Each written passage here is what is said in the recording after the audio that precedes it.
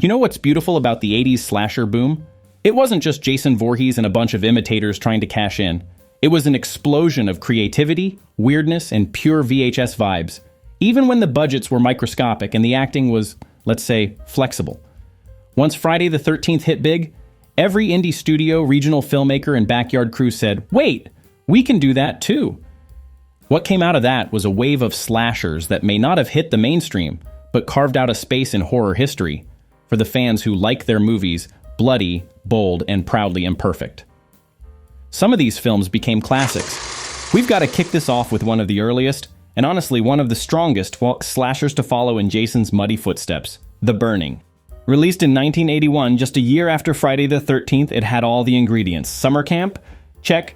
Teenagers making terrible choices? Double check. A silent, disfigured killer with a vendetta? Oh yeah, but this one doesn't use a machete. Cropsey prefers giant garden shears, and that little twist makes a huge difference. The kills in this movie are brutal, thanks to Tom Savini's effects, who, fun fact, actually turned down Friday the 13th Part 2 to work on this. And you can tell. That infamous raft scene? Still one of the nastiest kill sequences of the era. But The Burning isn't just blood and blades. It's got a stacked young cast too. We're talking early appearances from Jason Alexander, Fisher Stevens, even Holly Hunter. It's like a strange alt-universe version of Seinfeld meets VHS carnage. What really works here is the tone. It's grimy, sweaty, and mean, but there's a weird elegance to it too. The cinematography is solid, the pacing holds up, and Cropsey, while he never reached Jason levels of icon status, brings this intense ghost story energy that sticks with you. This isn't just a ripoff, it's a legit slasher classic that deserves the respect it didn't get back in the day. If you're building a shelf of essential VHS horror, The Burning goes right at the front. Now, if The Burning was the slasher that flirted with going mainstream, Madman is the one that fully leaned into the campfire legend vibes and never looked back. Released the same year as The Burning, Madman takes place in, you guessed it, a summer camp, but this one's drenched in fog, weird lighting, and that low-budget, dream-like atmosphere that only the early 80s could deliver. The story kicks off with a bunch of counselors telling spooky tales around a fire.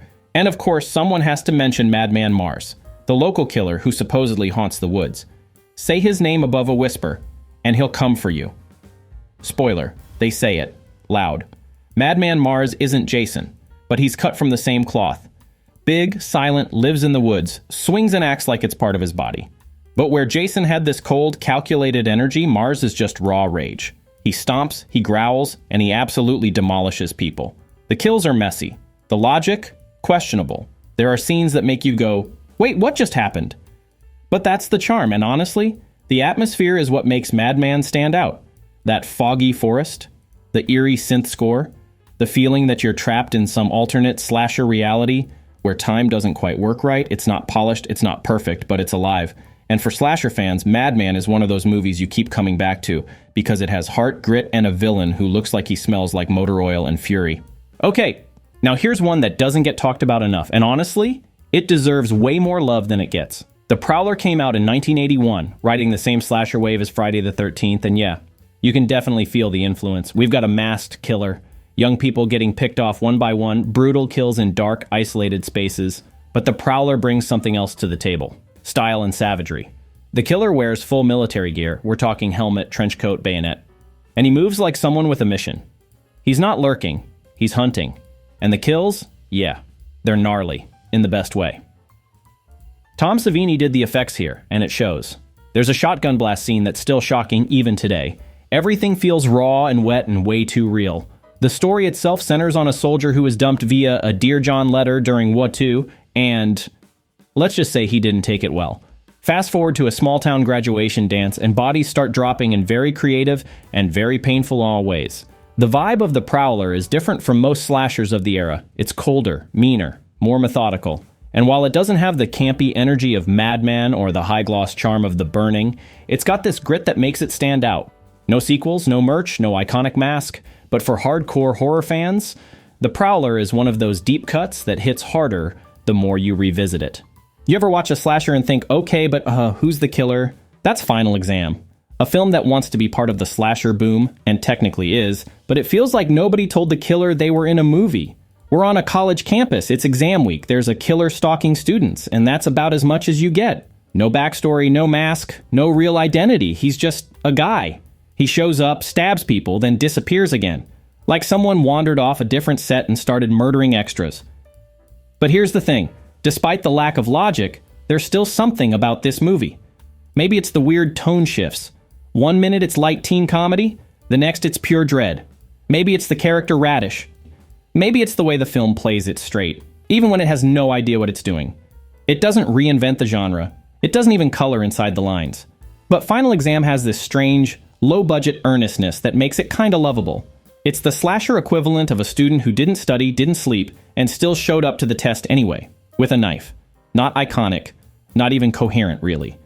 But if you're a completist, or just in the mood for a deep VHS dive, Final Exam is one of those oddities you've got to experience at least once. If there was ever a movie that screamed VHS gold while simultaneously forgetting what a plot is, it's Don't Go in the Woods. Released in 1981, this film isn't just low budget, it's no budget energy top to bottom. And that's what makes it such a cult gem. We start with a bunch of people heading into the forest. Who are they? Doesn't matter. Why are they there? Also doesn't matter. What does matter is that there's a wild man in the woods and he is not happy. The killer here isn't masked or mysterious. He's just a huge, filthy guy in furs, grunting and growling while swinging random objects like he's in a horror-themed lumberjack competition. There's no real build-up, no suspense arc. Victims just kinda appear, walk around a bit, then bam! Someone gets a spear through the chest or pushed off a cliff. It's chaos, pure, unfiltered slasher chaos. And the audio? Forget it. It sounds like someone recorded it from inside a lunchbox. Dialogue cuts in and out, and you can hear the forest better than the actors. But here's the thing, that's the magic. Don't Go in the Woods isn't trying to be clever. It's not winking at the audience or going for satire. It's a group of people out in the middle of nowhere making a horror movie because they wanted to, and honestly, that energy is infectious. It even got banned in the UK during the whole video nasties panic, which only made it more sought after by fans. It's messy, loud, ridiculous, and totally lovable if you're into the raw, unpolished side of VHS horror. This isn't Jason's cousin. This is Jason's weird neighbor who lives off the grid and only speaks in axe swings. If you've ever wondered what it would look like if Jason Voorhees went to clown college, you'll probably find Slaughter High somewhere near that answer. Released in 1986, this one doesn't take place at a summer camp. We're in high school territory now. Well, sort of. It's technically a high school reunion, but filmed in a building that looks more like an abandoned prison and less like anyone's actual alma mater. The story kicks off with a bullied nerd named Marty, who gets humiliated in a high school prank gone way too far. Acid, nudity, electrocution. It's a full-blown trauma buffet. Flash forward years later, and all the bullies get invited back for a mysterious reunion in their old school. Big surprise, it's a trap. Enter Marty 2.0, wearing a creepy jester mask, now fully unhinged and getting revenge in the most 80s slasher ways possible. We're talking acid baths, exploding intestines, poisoned beer, and even a death-by-bed prank gone wrong. It's violent, ridiculous, and proud of it. The acting wild, the dialogue over the top, the logic barely present. But man, it moves. And it's fun. There's something so unapologetically VHS about this one. The colors pop. The music screams 1986. And the whole thing feels like it was made with equal parts revenge fantasy and pure chaos. No sequels, no remakes, no slick studio polish. Just a killer in a jester mask making you pay for laughing at him in chemistry class. It may not be elegant, but Slaughter High is exactly what you'd hope to find tucked behind a dusty row of tapes in your local video store. And once you hit play, there's no looking away. On the surface, Sleepaway Camp looks like a Jason clone. We've got the camp, we've got the counselors, we've got the kids being little monsters and the teens doing all the wrong things. It walks, talks, and screams like a slasher. Until it doesn't. The main character here is Angela, a painfully shy girl who shows up to summer camp with a 1,000-yard stare and no interest in talking to anyone. And from the start, there's this weird tension in the air. Something just feels off, in a way that's hard to explain but impossible to ignore. Then the bodies start piling up. Creative, mean-spirited deaths, boiling water, beehives, curling irons. Yes, that scene. But what sets Sleepaway Camp apart isn't just the kills. It's the vibe. There's this raw, strange energy that makes it feel different from every other slasher of the era. The acting is awkward, the dialogue is often bizarre, and some scenes feel like they came from another dimension. But somehow, it works. And then comes the ending, one of the most shocking, talked about, and debated final scenes in horror history. Even if you haven't seen the movie, chances are you've heard of it. We won't spoil it here, just in case. But let's just say, once you see that final shot, you never forget it. Sleepaway Camp may have started as a Jason knockoff, but by the end, it carved out a legacy completely its own. Bold, disturbing, and iconic. Alright, this one is different, and by different, I mean completely out of its mind, in the best possible way. Girls' Night Out is a college slasher set during an overnight scavenger hunt. And yeah, it starts like your typical early ADS setup. Students running around flirting, sneaking off to get drunk or make out in broom closets. But then comes the twist. The killer is dressed as a giant bear mascot. Not a creepy bear, not a demonic bear, just your standard friendly, fuzzy, big-eyed college mascot, except this bear has knives taped to its paws. Yes, that is actually how people die in this movie. Death by bear costume and duct-taped blades, and somehow, it works. There's something kind of brilliant in how straight the movie plays it. No one really stops to ask, why is this bear stabbing people? They just react and die. Usually while screaming and running in the wrong direction. The kills are surprisingly vicious, and the movie throws in a twist, ending that's more psychological thriller than slasher. It won't blow your mind, but it gives the whole thing a weird, unexpected edge. Is it goofy? Oh, absolutely. Is it scary? Not really. But Girls' Night Out has that strange VHS-era charm, where the weirder it gets, the more fun it becomes. It's the kind of film that shouldn't work, but somehow, you end up watching the whole thing. And immediately texting your horror-loving friend, dude, you need to see the one with the killer bear suit. That's the beauty of this era. Even the most bizarre slasher ideas got a chance to shine, and Girls' Night Out, it shines in its own bizarre, furry, knife-handed way. Alright, if there's one slasher that feels like it was made after watching Friday the 13th on a sugar high, it's Blood Rage. This movie is a glorious mess of over-the-top kills, awkward family moments, and one-liners that were definitely not meant to be funny, but absolutely are. The plot? We've got twin brothers, one good, one evil. At a drive-in movie theater in the 70s, one of them snaps and murders a guy with a hatchet, then pins it on his innocent brother. Fast forward 10 years, and that innocent brother escapes from a mental institution just in time for Thanksgiving dinner. And yeah, you already know, things are about to get bloody. The evil twin, named Terry, goes on a full-blown rampage while everyone thinks the escaped brother is the one doing the killing. And Terry, he loves what he does. He's not some silent, brooding slasher. He talks, he smiles, he gets really into it. And then there's the line, the one that every fan of this movie knows by heart. That's not cranberry sauce. It gets said more than once, and every time, chef's kiss. It's cheesy, ridiculous, and somehow perfect. Blood Rage is soaked in red corn syrup, full of weird slow-motion shots, melodramatic piano music, and acting that swings wildly from wooden to someone give that guy an Oscar for effort. But here's the thing, it's never boring. It moves fast, it keeps surprising you, and it has a charm that's impossible to fake. It feels like the filmmakers just said, let's go big, go bloody, and go weird, and honestly, mission accomplished. It might have started as a Friday the 13th wannabe, but Blood Rage carved out its own bloody bonkers legacy. One cranberry-stained kill at a time. Now we've talked about the classics, the ones that followed Jason's bloody footprints through the woods, left their mark, or at least a few bodies, and faded into cult legend. But here's the thing. For every Burning or Madman, there were even stranger films, rougher, rarer, sometimes made in a garage, but still dripping with that same slasher DNA. So before we wrap up, let's take one last detour through the deep end of the VHS pool. Some movies are made with studio backing, some with a budget. And then there's the Violence movie, shot in 1988 by two teenage brothers on their dad's camcorder during summer break, and honestly, it's beautiful. This is slasher filmmaking in its purest form.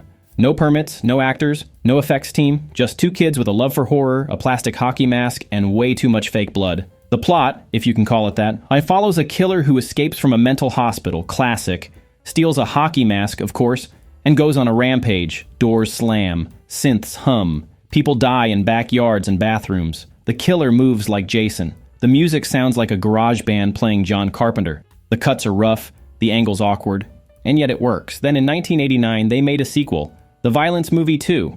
This time it's bloodier, the editing's a little tighter.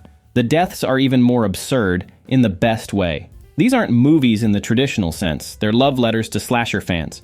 And watching them today feels like uncovering a secret VHS that only existed in urban legends. The Mask? A clear Jason homage. The kills, Jason-style setups with zero subtlety. The heart? Off the charts. These films remind us that sometimes you don't need a studio to make horror history. Just a camcorder, a dream, and maybe a few broken lamps. At first glance, Unmasked Part 25 looks like exactly what you'd expect from the title. A cheeky British parody of slasher sequels, poking fun at how Jason-like killers never seem to die. And yeah, it starts that way. The main character, Jackson, wears a full-on hockey mask, stalks victims silently, and dispatches them in classic slasher fashion. It's familiar. It's bloody. It's funny. But then, something strange happens. He takes the mask off and he starts talking, a lot. Turns out this Jason stand-in is having an existential crisis. He's tired of killing. He's lonely. He wants connection. And suddenly, we're in a slasher movie that's part romantic drama, part satire, and part philosophical therapy session. He falls for a blind woman. He questions the meaning of his existence. He wonders if there's life beyond sequels, beyond machetes, beyond the never-ending cycle of fake deaths and real isolation. And the wildest part? It works. The kills are still there. They're messy, practical, and wonderfully nasty. But the film's heart is in its weird, broken protagonist. It's like Frankenstein through a VHS lens with a dash of My Dinner with Andre. If Andre had a chainsaw. Is it silly? Sure. But it's also deeply aware of the tropes it's subverting. By the year 2000, Jason had already been to hell, to space and back again. The slasher boom was long gone. But Bloody Murder said, let's bring it all back, just slightly off-brand. Set at a summer camp, obviously about. This movie checks every single Jason box with absolute commitment. Young counselors? Check. Isolated lake? Of course. Killer with a hockey mask and no dialogue? Absolutely. And the name of the killer? Trevor Morehouse, which sounds like Jason Voorhees if he had a LinkedIn profile and an MBA. From the very first scene, Bloody Murder makes it clear. This is Friday, the 13th light, and it's not trying to hide it. Trevor appears out of the mist with a chainsaw, because why not? And moves like a Jason clone who just got out of community theater. The kills are tame, the pacing is slow. The dialogue feels like it was written during lunch break, but you know what? It still hits that nostalgic nerve. For a certain generation of horror fans, this was their VHS slasher. Even though it came out in the DVD era, it's got the soul of a 1988 rental. Awkward, formulaic, but strangely comforting. And the best part? It got a sequel. Because of course it did. Bloody Murder isn't original. It's not scary. But it's a Jason tribute through and through, and in a weird way, that makes it kind of perfect.